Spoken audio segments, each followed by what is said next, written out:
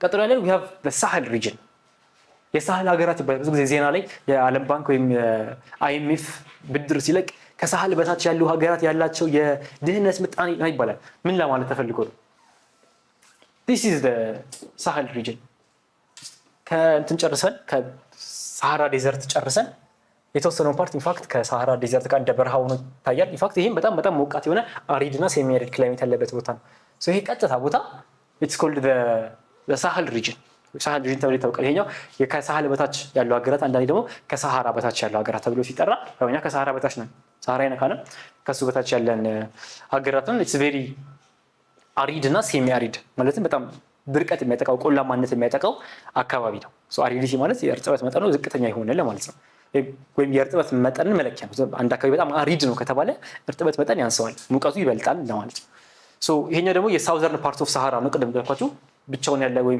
ልክ ሳሃራ ካለቀ በኋላ የሚጀምር አይደለም ፓርት ኦፍ ኢት ሳሃራ ሳውዘርን ፓርት ኦፍ ሳሃራ ማለት ነው ከዛ ኢን አረቢክ ሳህል ማለት ሾር ማለት ነው ወይም ሾር ምንድነው እንደ ድንበር እንደማለት ከአንድ ቦታ ጨርሰን ወደ አንድ ቦታ ስንሄድ ያለ ኮለት ቦታ ያለ መገናኛ ቦታ እንደማለት ነው ሶ በአረበኛ ሳህል ማለት ሾር ነው ምን ጨርስበት ማለት ነው የሳሃራን ዴዘርት ምን ጨርስበት ቦታ የሱ ድንበር ለማለት ነው ስኮል the Sahel region ቀጭን ረጅም ቦታ ከሞሪሸስ እዚህ ጋር ሴኔጋል መጨመር እንችላለን ከሞሪሸስ ወይም ሴኔጋል እስከ ሶማሊያ ድረስ ያለ ቦታ ነው እዚህ ከን ሲሄድ this is ከሞሪታኒያ pardon me ከሞሪታኒያ እስከ ሴኔጋል ድረስ ያለ ቦታ ነው ከዚህ ጀምረን እስከ ጫፍ እንመጣለን ሶ የቀደሙ ደግሞ ሳሃራን ከታየን ከዚህ በአጠቃላይ ሙሉ ስለሆነ ከአትላንቲክ ኦሽን እስከ ሬድ ሲ ድረስ ኦኬ ሶ ይሄኛው እስከ ከሴኔጋል ጀምረን እስከ ሶማሊያ ድረስ we have our Sahel region ሞሪታኒያ ሴኔጋል ማሊ ኒጀር ናይጄሪያ ቡርኪና ፋሶ ቻድ ሱዳን እነዚህ ሀገራት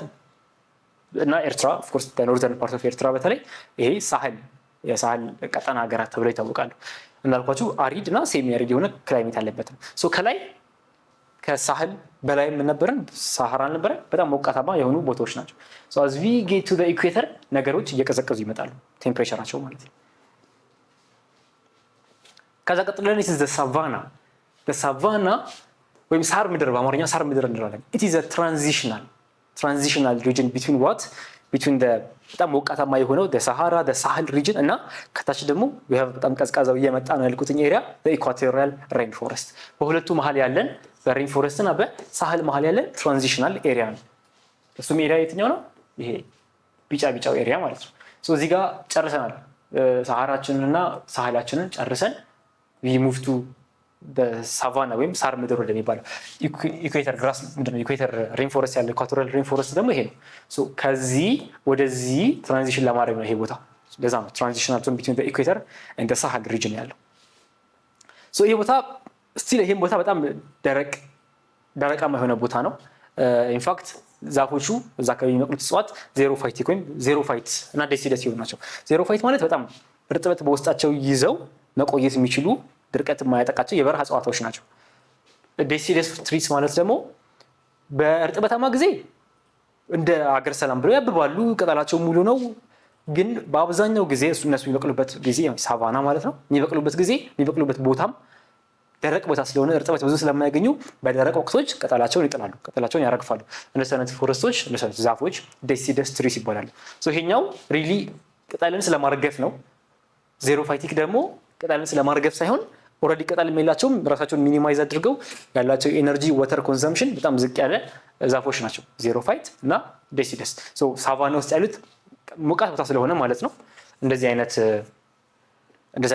ባህሪ ያላቸው ዛፎች ነው ያለው ሶ ሼዲንግ ዜር ሊቭስ ማለት አሁን ያልኳችሁ ዴሲደስ ፎረስቶች ቅጠላቸውን ያረግፋሉ ከላያቸው ላይ ማለት ነው ሶ ቅጠላቸውን ያረግፉ ማለት ምን ማለት ነው ሞቱ ማለት አይደለም ደረቁ ማለት አይደለም ግን የውሃ ተጨማሪ ውሃ ያስፈልጋቸው ቅጠል ካላቸው ፎቶሲንቴሲስ ያስፈልጋቸዋል ለሱ ደግሞ ውሃ አስፈላጊ ነገር ነው ውሃ ደግሞ የለም ስለዚህ ቅጠሉን ይተውታል ማለት ነው ሶ ሌላ ጊዜ ውሃ የሚበጣበት ጊዜ በእርጥበታማ ወቅቶች ማለት ነው ያን ጊዜ ቅጠላቸውን መልሰው ሪጌን ያደርጋሉ ያብባሉ መልሰው ደግሞ ሲዝን ሲያልፍ ሶ እንደዚህ አይነት ሲዝናል ዛፎች ናቸው ዴሲደስ ዜሮፋይቲክ they are always dry and they are meant to be grown in dry areas ኦኬ ከዛ ሳቫና ውድላንድ እና ቶል ግራስ ተብሎ ይከፈላል as you can see in the next picture ይሄ ነው ውድላንድ እና ሳቫና ውድላንድ እና ቶል ግራስስ ማለት ቶል ግራስስ እነዚህ ናቸው መታየቸው ብዙ በጣም ሳር ያለበት ነው ለነዚህ ሁሉ እንስሳት ማለት ነው ከዛ ደግሞ ዛፎች አሉ እነዚህ ዛፎች ምን አይነት አፒራንስ ይሰጡታል ይላል መጽሐፋችሁ? የዚህ ቦታ አፒራንስ ፓርክ ይመስላል። ኢት ኢዝ ትሩ ፓርክ ይመስላል።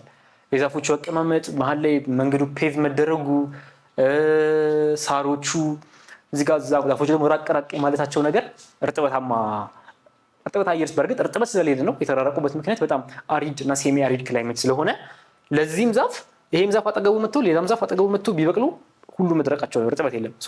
ለዛ ተራራቀው የሚበቅሉበት ምክንያት አንድ ቦታ ላይ ያለው እርጥበት በቂ ስላልሆነ ለሁሉም ዛፍ በጣም የተራራቁ ፓርክ ላይክ አፒራንስ ያለው ኤሪያ ነው ሳቫና። ሳቫና ፓርክ ላይክ አፒራንስ ያለው ውድላንድ እና ቶል ግራስ ረጃጅም ሳሮች እና ውድላንድ ቀድም ያየናቸው ዛፎች ማለት ነው እነሱ ያሉበት ኤሪያ ነው። እዚህ ጋር ማፑን ማየት ይቻላል። ትሮፒካል እና ሰብትሮፒካል ግራስላንድስ ወይም ሳቫና የሚባለው ጨረሰን። እዚህ ጋር ሳሃልንና ሳሃራን እዚህ ጋር ወደ ትራንዚሽን እያደረግን ያለነው ወዴት ነው? ወደ ኢኳቶሪያል ሬን ፎረስት። ሁልጊዜ ኢኳቶሪያል ሲባል ማሰብ ያለባችሁ ኢኩዌተር ነው። ትሮፒካል ሲባል ማሰብ ያለባችሁ ኢኩዌተር ነው። ሁልጊዜም ኢኳቶሪያል ሲባል ስለ ኢኩዌተር ሊወራ ነው። ትሮፒክ ሲባል ስለ ሙቀት ሊወራ ነው። ሁልጊዜም ያ ነገር ስለ ኢኩዌተር ነው ሪፈር የሚያደርገው። ለዛ ነው ኢኳቶሪያል ሬን ፎረስት ስንል ኢኩዌተር አካባቢ ያለ ጫካ። What's going to be our next topic? The tropical rainforest. Again, tropical, equatorial, they are usually used interchangeably. So the tropical rainforest ምንድን ነው? ኢኩዌተር አካባቢ ነው ያለው። ጀነራሊ ከ6 ዲግሪ ኖርዝ እስከ 6 ዲግሪ ሳውዝ በኢኩዌተር ላይ ማለት ነው ያለ ቦታ ነው።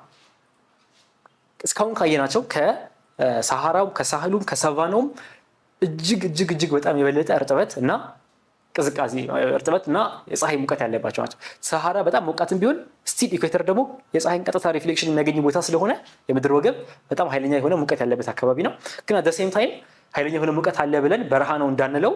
ኢንፋክት በሙቀት አይደለም የበረሃ መለኪያ ወይም አንድ ቦታ በረሃ የሚያስብለው ሙቀቱ አይደለም። አንድ ቦታ በረሃ የሚያስብለው እርጥበት አለመኖሩ ነው። ይሄ ቦታ ግን ኢት ኢዝ በጣም ኢንሴንሊ ፕሬሲፒቴሽን ያለበት አካባቢ ነው። በጣም ዝናብ የሚያገኝ ቦታ ነው። ከ2000 እስከ 2500 ሚሊ ሜትር ድረስ በአመት ዝናብ ይዘንባል። ይሄ ማለት ወደ 70-80 አካባቢ ኢንች ማለት ነው። በጣም ከፍተኛ ዝናብ የሚያገኝ ቦታ ነው ትሮፒካል ሬን ፎረስት ወይም ኢኳቶሪያል ሬን ፎረስት የሚባለው። በዚህ ምክንያት ዛፎቹ ተመችቷቸዋል። እነቀድሙ አንድ ቦታ ላይ ያለን ውሃ ለመጠቀም ሲባል ተራርቀው መብቀል አይጠበቅባቸውም። አንድ ቦታ ላይ ሁሉም ዛፍ መብቀል ይችላል። በቂ የሆነ እርጥበት ስላለ፣ በቂ የሆነ የፀሐይ ብርሃንም ስላለ ብሮድ ሊቭድ የሆነ ኤቨርግሪን ትሪስ የቅድሞቹ ምን አለ ዴሲደስ ትሪ they shade their leaves during dry season ሳላለም ቅጠላቸውን ያራግፋሉ በደረቅ ወቅቶች ላይ ውሃ ስለሌለ። እነዚህ ግን ኤቨርግሪን ሁሌም አረንጓዴ ነው። ሁሌም ውሃ በቂ ሁኔታ ስላለ ማለት ነው። እነዚህ አይነት ትሪዎች ዶሚኔት ያደርጋሉ እዚህ አካባቢ ላይ። ሰፋፊ ቅጠል ያላቸው ዛፎች ይበረክታሉ። ከዛ በመቀጠል ክሎዝሊ ስፔስድ ትሪስ ነው ያሉት፣ በጣም ተጠባብቀው የሚበቅሉ ዊዝ ካኖፒ ማለት ጥላ ማለት ነው። እዚህ ጋር ዛፍ ሲሆን ጥቅጥቅ ካለ ይሄ ዛፍ ከታች ፀሐይ ብርሃን አይገባም፣ ፔኔትሬት አያደርገውም። እሱ በታች ያለው ካኖፒ ይባላል ማለት ነው። እዚህ ጋር ካኖፒ የሚለው እሱ ነው። ጥቅጥቅ ዛፎች ካኖፒን ይፈጥራሉ። ከዛ ዲኮምፖዚሽን እዚህ አካባቢ ላይ አይሴድ የፀሐይ ብርሃን በጣም ቢኖርም እንኳ መሬቱ ግን ፀሐይ ብርሃን አያገኝም። ለምን? ቢኮዝ ኦፍ ካኖፒ ይከልለዋል። ጥላው በዛፎቹ ባህል የሚፈጠረው ምንም በለው ከስር ያለው ጥላው በቂ ፀሐይ ስለማያገኝ አፈሩ ዲኮምፖዚሽን እዚህ አካባቢ በጣም ፋስት ነው። በጣም ሂዩሚድ ነው አካባቢው፣ በጣም እርጥበታማ ነው። ስለዚህ ነገሮች ቶሎ ዲኮምፖዝ ያደርጋሉ። ከዛፎች የሚወርድ ቅጠልም ሊሆን ይችላል።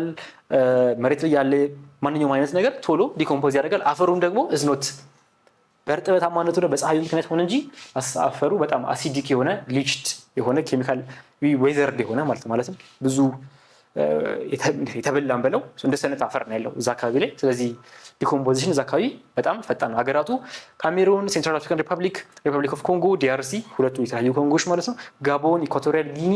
እነዚህ ሀገራት በኮንጎ ቤዚን ላይ ያለው ወይም በኮንጎ ወንዝ ድሬን የሚደረገውን የኮንጎ ወንዝን የሚጠጣውን የትሮፒካል ሬን ፎረስት ፎርም ያደርጉታል። ግን ደግሞ እነሱ ብቻ አይደለም። ትሮፒካል ሬን ፎረስት የታለ? አይቮሪ ኮስት አለ። እነዚህ ሀገራት ዝርዝር ውስጥ የለም። ኢንፋክት ቀጥታ ስትሬት ኢኩዌተር ላይ አይደለም ያለው ኮት ዲቯር ወይም አይቮሪ ኮስት፣ ግን ኢትስ ፓርት ኦፍ ዘ ትሮፒካል ሬን ፎረስት ወይም ዘ ኢኳቶሪያል ሬን ፎረስት ፕላስ ማዳጋስካር። as we can see in this picture this is the ኮንጎ። እዚህ ጋር አይቮሪ ኮስት አለችን። ይሄ አካባቢ ቅድም ያየነው በቅድም የሳቫናው ማፕ ላይ መሀል በቢጫና በቢጫ መሀል ነጭ ሆኖ የነበረው ክፍተት ማለት ነው። እሱ ፓርት ኢኳቶሪያል ሬን ፎረስት ኃይለኛ ዝናብ፣ ኃይለኛ እርጥበት፣ ኃይለኛ ሙቀት እና ኃይለኛ የሆነ ዛፍ ያለበት አካባቢ ማለት ነው። ጥቅጥቅ ያለ ነው። ይሄ ኤሪያ አለ። በተጨማሪ ማደጋስካር ከአይቮሪ ኮስት በተጨማሪ ማደጋስካርም ኢትስ ፓርት ኦፍ ዲስ ከ6 ዲግሪ ኖርዝ እስከ 6 ዲግሪ ሳውዝ ያለው የኢኳቶሪያል ወይም ትሮፒካል ሬን ፎረስት ያለው ያልኳቸው የዛፍ አይነቶች እንደዚህ ናቸው። ጥቅጥቅ ያለ ዛፍ ነው ያለው። እንደ ቅድሙ ፓርክ ላይክ አፒራንስ እንዳለ አይነት አይደለም። ኤቭሪ ዛፍ አንድ ላይ ነው ያለው። ከ25 እስከ 35 ሜትር የሚረዝሙ በጣም ትልቅ ዛፎች አሉ። አንዳንዴ በመሀል መጥቶ ካኖፒውን ቅድም የፈጠርነውን በዛፎች መሀል ያለውን ድባብ ጥላውን የፈጠርነውን ብሬክ የሚያደርጉ እስከ 40 እስከ 45 ሜትር የሚረዝሙ ደግሞ ዛፎች ይኖራሉ። እንደዚህ አይነት በጣም ይወጣና ይሄ ካኖፒውን ስለሚያፈርሰው ፀሐይ ብርሃን የተወሰነ ሊገባ ይችላል እዚህ አካባቢ። ያን ያህል ዴንስ ነው አካባቢው። that is the tropical rainforest እስካሁን ያየናቸውን keep track of them in your mind። ቀጥሎ we have the East African highlands and the rift system። East African highlands ስንል ቅድም እዚህ ያሁኑ ማፕ ላይ እዚህ ጋር አየን። ይሄ ምንም እንኳን ኢኩዌተር ወደዚህ የሚሄድም ቢሆን እና ሬንፎረስት ወደዚህ ሊጠጋ እንደሚችል ሃይፖቴሳይዝ ማድረግ ብንችልም እንኳን ግን ይህ አካባቢ በሃይላንድነቱ ነው እንጂ የሚታወቀው እዚህ ጋር ባለው በኢኩዌቶራል ሬንፎረስት ዲፋይን አይደረግም። ኢንፋክት እንደዚህ ሙቃር ለሚ አካባቢ እንደዚህም ብዙ ፕሬሲፒቴሽን አያገኝም። ኃይለኛ ፕሬሲፒቴሽን አለ፣ ምክንያቱም ከፍተኛ ቦታ ነው። ግን በፎረስቶቹ በትሮፒካል ሬንፎረስቶቹ በካኖፒ አይደለም ይሄ ቦታ ዲፋይን የሚደረገው። ይሄ ኢስት አፍሪካን ቦታ በምንድነው ዲፋይን የሚደረገው? ኢት ኢዝ ዊዝ ኢትስ ሃይላንድስ በጣም ከፍታ ይሆኑ። እሺ፣ ስለዚህ እስካሁን ባያችሁት ቪዲዮ እንደተማራችሁ ተስፋ አደርጋለሁ። ጥያቄዎች ካላችሁ ኮሜንት ሴክሽን ላይ ማስቀመጥ ትችላላችሁ። ከዛ ባሻገር በቀጣይ ቪዲዮ እስከንገናኝ ድረስ ቴክ ኬር።